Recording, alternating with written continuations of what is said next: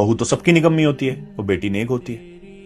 बेटी अगर ससुराल में परेशान होती है तो इसके ससुराल वाले खराब हैं, लेकिन अपनी बहू अपने घर में परेशान होती है उसके ससुराल में तो इसके चलन खराब है।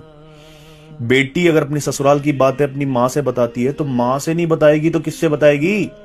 लेकिन जब बहू अपनी माँ से बात कर ले तो आजकल की माएं घर तुड़वा देती है। बेटी मैके आए तो स्वागत करो कि इसका घर है, जब चाहे जब आ सकती है। लेकिन अगर बहू अपने घर जाना चाहे तो अपना घर है, इसे संभालो। अब अपनी बेटी को परवाह करने वाला पति मिल जाए तो हीरे जैसा दामाद मिला है, लेकिन अगर अपना बेटा बहू की परवाह करने लगे तो मेरे बेटों को उंगलियों पर नचाती है।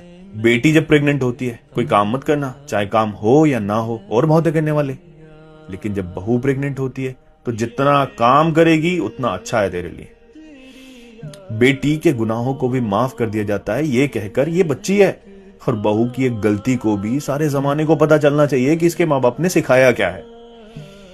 बेटी घर की रहमत होती है और बहू बोझ। हर माँ चाहती है कि उसकी बेटी ससुराल में जाकर खुश रहे, तो फिर कुछ माएं ये क्यों भूल जाती हैं कि जो बहू होती है वो भी किसी की बेटी होती है, और फिर बेटी तो बेटी होती है, वो चाहे अपनी हो या पराई। तो अगर आप अपनी बेटी को किसी के घर रोता हुआ नहीं देख सकते तो दूसरों की बेटी को क्यों आंसुओं से रुलाते हैं।